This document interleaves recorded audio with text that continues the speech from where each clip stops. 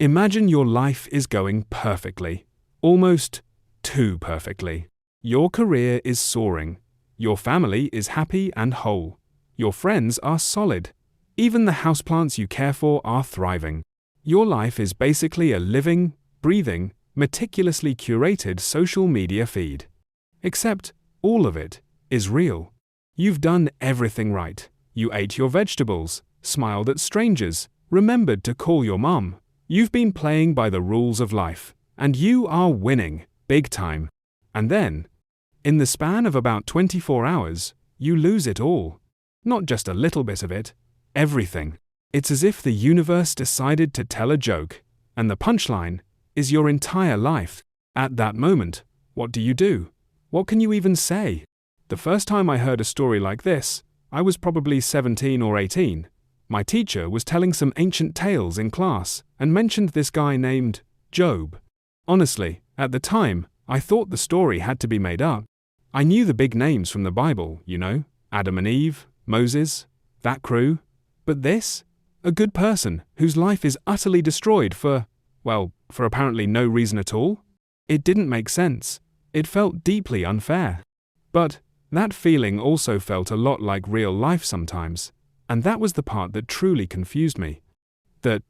What? Feeling is exactly why we're talking about this story today. Because the story of Job isn't just some dusty old book. It's a map. It's a map for all of us, for when life suddenly goes off script and stops making sense.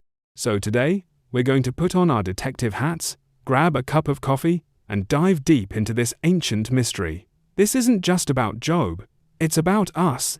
Welcome to the channel. Alright, to really feel the impact of this story, you first have to understand just how premium Job's life was beforehand. The story opens by painting him as a legend. He was a good man, with a beautiful family, and he was wildly successful. He lived in a world with very clear rules, which were, be a good person, and good things will happen to you. It's a logic that, to some extent, we all subscribe to, right? It's like the basic operating system for our lives. Work hard, be kind, and things will generally work out. Job wasn't just a user of this operating system, he was its poster child. And then, without any warning, the game of life switched to nightmare mode. In the course of a single afternoon, a series of messengers came running in, each more panicked than the last. The first one says, "Sir, terrible news! Your oxen and donkeys were stolen."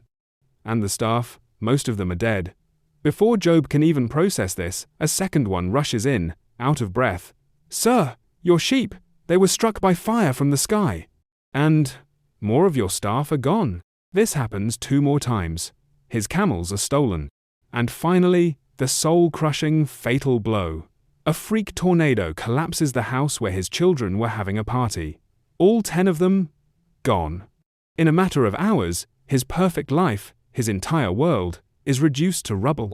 And just when you think it can't possibly get any worse, he's struck with a horrific skin disease, covering him in painful sores from head to toe. This is where we need to talk about the word trauma, but not in a textbook way. Think of it like this. Each of us navigates the world with a built-in internal GPS. This GPS is built on our fundamental beliefs. Like, the world is generally fair, my family is safe, if I work hard, I'll be rewarded. Trauma is the moment that GPS is instantly and violently shattered. It's not a matter of taking a wrong turn anymore, it's that the map in your hands has been set on fire. Job's map, his rulebook for how the universe works, wasn't just challenged, it was forcibly and brutally deleted. Now, here comes the wildest part. The story gives us, the readers, a backstage pass. We get to see something that Job himself doesn't. The whole story actually begins with a conversation in the heavens. God is showing Job off to his heavenly council, saying, "Have you seen my guy Job? He's the absolute pinnacle of humanity." But then, a figure called the Satan, a word in Hebrew that means something closer to the challenger or the accuser, steps forward. He's basically the cosmic contrarian. He says, "Of course Job loves you. You've given him everything. His life is surrounded by an invincible shield of protection. Take all that stuff away, and I bet he'll curse you to your face." And God says, you're on. That short, backstage conversation changes everything. From our perspective, Job's suffering isn't random, nor is it a punishment. It's a high-stakes, cosmic test. This makes his personal tragedy even more gut-wrenching. He's not just fighting his own grief, he is, without his knowledge, the protagonist in a battle over the very nature of faith. He sits in the ashes, covered in sores, trying to figure out what he did wrong. And we know the devastating truth: he did nothing wrong. And that is precisely why this is all happening. His world hasn't just crashed, it's been hacked, and he is left all alone to face the wreckage. After Job's worldview blue screens, there's a profound, suffocating silence. His three best friends, Eliphaz, Bildad, and Zophar, travel from afar to see him. When they see the state he's in, the first thing they do is a masterclass in providing comfort. They sit with him on the ground for 7 days and 7 nights, without saying a single word. They saw that his suffering was too great for any words to touch. Those 7 days of silence are perhaps the most compassionate and wisest moments in the entire book. Sometimes, in the face of immense pain, the best comfort is to shut up and simply be present. That, in itself, is a powerful act of support. After 7 days, Job finally speaks. But he doesn't curse God, as the challenger predicted. He does something even more shocking. He curses the day he was born. He wails, "Let the day perish on which I was born. Why did I not die at birth?" This is not an attack on God. This is a complete negation of his own existence. It is the most primal scream from the depths of a soul. To better understand Job's reaction, let's bring in an ancient philosophy for contrast: Stoicism. You might not know the term, but you definitely know the type. They're like Spock from Star Trek, or that friend who, no matter what happens, just says, "It is what it island, accept reality." The core idea of Stoicism is, we can't control what happens externally, but we can control our emotional response. Faced with pain, don't get emotional. See it as an opportunity to practice inner tranquility. The Book of Job, however, is a violent rebuke of this kind of forced composure. Job does not control his emotions at all. He unleashes his grief, despair, and anger like a flood. His reaction is messy, emotional, even accusatory. And here's the crucial part. At the end of the story, God ultimately affirms Job and criticizes his rational friends. God says that Job has spoken of me what is right. Hidden within this is a profound psychological truth. In the face of great trauma, pretending to be strong and suppressing your authentic emotions is a form of falsehood. Job's raw, honest lament was more true than all of his friends' hollow, positive energy platitudes. This story teaches us that a healthy response to suffering is to allow yourself to feel it, to grieve with passion and honesty, not to be a cold master of emotional regulation. Job's lament also shows us that grief is far more complex than we imagine. Many people have heard of the famous 5 stages of grief: denial, anger, bargaining, depression, acceptance. The model is well known, but its biggest problem is that it makes people think grief is like leveling up in a video game. You clear one stage at a time, and once you beat the boss, you're done. But real-life grief is much messier. It's not a straight line. It's more like a tangled ball of yarn, or a playlist on shuffle. You might feel like, okay, I've reached acceptance today, only to be knocked over by a wave of anger tomorrow morning. Modern grief theories tend to see grief as a dynamic process. Some suggest we oscillate between 2 states. One moment, we're immersed in the pain of the loss, and the next, we're trying to manage real-world problems and rebuild. Other theories challenge the old idea that we must let go to move on, suggesting that healthy grieving actually involves finding a new way to maintain a continuing, internal bond with what was lost. You see, Job's emotional volatility throughout the book is a perfect illustration of this non-linear reality. As Job is drowning in this chaotic grief, his friends, who had been silent for 7 days, finally open their mouths. And then, they succeed in making everything catastrophically worse. Their comfort can be summarized in one simple, brutal sentence: God is just. So, if you're suffering this much, you must have committed some sin. Eliphaz says, "Consider now, who, being innocent, has ever perished?" Bildad says, God will not reject a blameless person. This is classic retribution theology. So, why did they say this? Was it just to defend God's reputation? Not entirely. It was, more deeply, a form of psychological self-preservation. By blaming Job, they could maintain their own sense of a predictable, controllable world order. If Job was suffering because he did something wrong, it meant that as long as they kept doing the right things, they would be safe. It was a way of distancing themselves from the terrifying, random suffering that had befallen their friend. Their comfort, in essence, was about comforting themselves, allowing them to think, "This could never happen to me." For Job, however, this comfort was an excruciating secondary trauma. He fiercely refutes them, calling them miserable comforters, because their logic denied the one core, unshakable feeling inside him, his own innocence. And it was the irreconcilable conflict between this innocence and the reality of his suffering that pushed him into a deeper psychological crisis, an ultimate war between belief and reality. Now we have to go deep inside Job's mind to see the true source of his torment. To help, we need to borrow a concept from psychology. Don't worry, I'll keep it simple. The concept is called cognitive dissonance. The term may sound intimidating, but you've definitely experienced it. Simply put, it's that deeply uncomfortable, restless feeling you get when you hold two completely contradictory core beliefs in your head at the same time, or when something you've always believed is mercilessly contradicted by reality.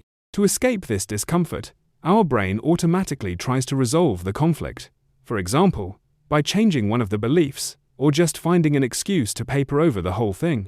Job's mind is a battlefield fueled by cognitive dissonance. He is being torn apart by two irreconcilable ideas. The first idea, we'll call it belief A, is his core conviction: the universe has rules, and God is just. Good people are rewarded. This is the creed he has lived by his entire life. The second idea, belief B, is his undeniable reality: I am a good person, and yet I am suffering more than anyone. This is the brutal truth that every inch of his skin, every breath he takes, reminds him of. All those long, beautiful poems in the middle of the book, those seemingly endless debates, they are actually a real-time transcript of Job's attempt to resolve this internal conflict. He can't accept his friend's solution, which is to change belief B by admitting he's a sinner, because that would be a denial of his own self. So, he is left with only one option, an agonizingly painful and dangerous one. He is forced to start questioning belief A, that core conviction about God and the order of the universe. In fact, the debate between Job and his friends is like a live broadcast of this internal war. His friends represent one solution. Hey Job, stop struggling. Just admit you did something wrong, that you aren't a good person. That would solve the contradiction. But Job chooses another path. He holds fast to his innocence and turns to confront the silent universe, demanding, "Tell me, what are the charges against me?" So, this dialogue isn't just a philosophical debate, it's a breathtaking psychological battle. It's the externalized process of one man's sanity trying to reconcile an impossible paradox. This makes Job's story one of the most classic narratives of a crisis of faith. When a person's internal world of logic is completely shattered by reality, they enter a new territory. Here, we need another guide. His name is Albert Camus, the French philosopher. Camus' core philosophical concept is the absurd. For Camus, the absurd isn't as simple as saying life is meaningless. On the contrary, the feeling of the absurd arises from the conflict between our deep-seated human need for meaning, reason, and justice, and the universe's unreasonable silence in response. It's like shouting into a deep well, expecting an echo, but hearing only dead silence. That feeling you get, that awkward, desolate sense that the louder you shout, the more silent the well becomes, that is the absurd. From this perspective, Job is a quintessential absurd hero.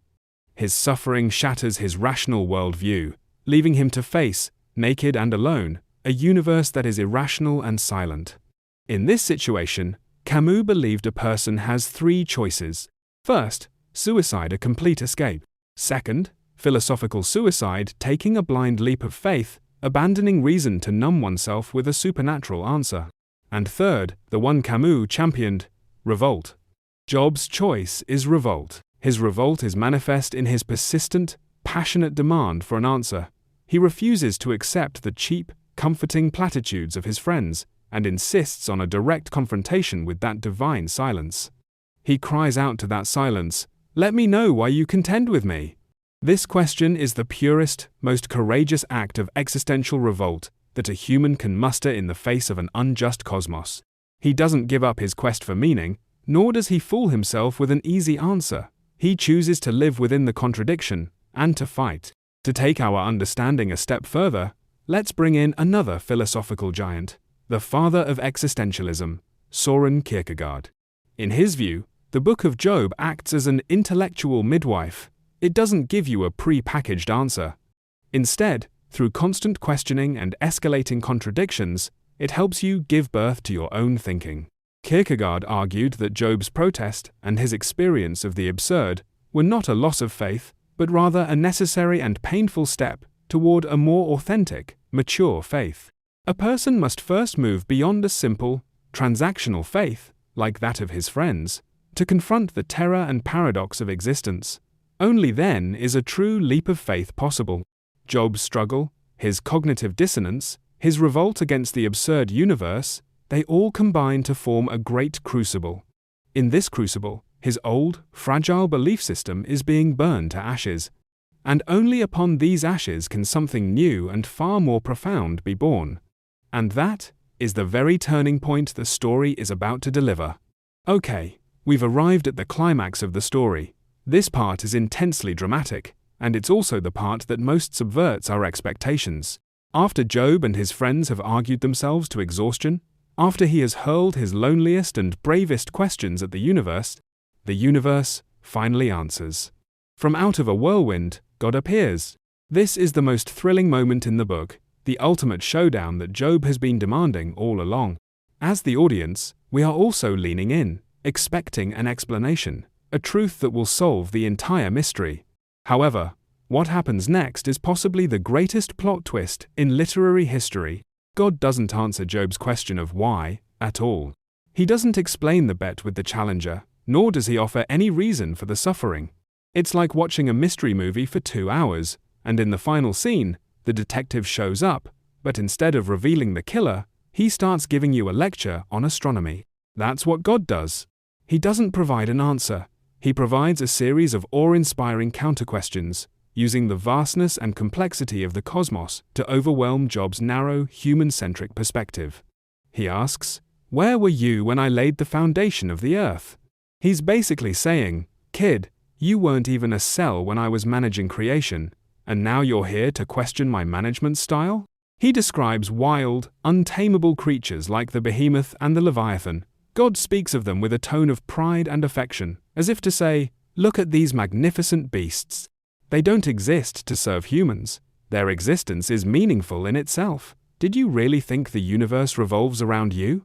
The purpose of this divine speech is not to provide information, but to trigger a radical shift in perspective. It's designed to pull Job out of his self-centered pain and force him to recognize that the operations of the universe do not revolve around human concepts of fairness.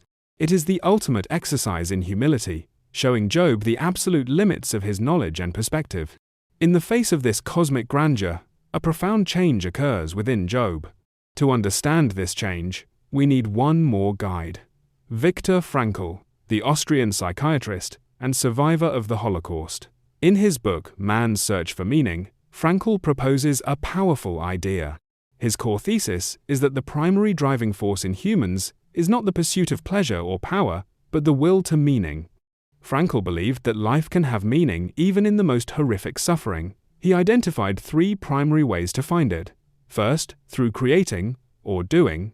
Second, through love and experience. And third, and this is most relevant for us today, through the attitude we choose to take toward unavoidable suffering. Frankl wrote that, when a person finds themselves in a situation they cannot change, they are given one last opportunity to realize the highest value, by choosing the attitude they take toward their own fate.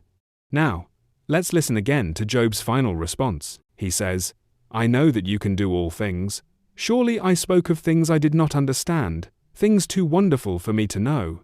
My ears had heard of you, but now my eyes have seen you. This is a perfect embodiment of Frankl's theory. Job's transformation doesn't come because he gets the answer he wanted, but because he finds the meaning he needed. His suffering, while still inexplicable, becomes meaningful, because it served as the catalyst for a direct, transformative encounter with the divine. Now my eyes have seen you. He shifts from demanding a rational explanation to finding meaning in the experience itself. He didn't get an answer to why, but he got an answer to who he saw firsthand, the God who presides over a universe far more magnificent than he ever imagined. Therefore, Job's final repentance is far more complex than it appears. This isn't a defeated submission or an admission of guilt. Many scholars argue that a more accurate translation is, I retract what I have said, and I am comforted, here on dust and ashes. Regardless of the interpretation, this represents a profound psychological metamorphosis. He surrenders his need for control and for understanding everything, and, in its place, accepts a universe far grander and more complex than himself. This is an act of humility before mystery, and it's a deeper form of wisdom. He leaps from a faith based on logic and transaction, I do good, so you should bless me, to a new faith based on encounter and relationship. I have seen you, and that is enough. He didn't heal his trauma, but he found meaning that transcended it. And it is this reframing of meaning that paves the way for the next stage of his life, and for the final chapter of our story, rebuilding on the ruins. Now we come to the end of the story, the epilogue. And frankly, this is the part that is most likely to make people feel that something is off.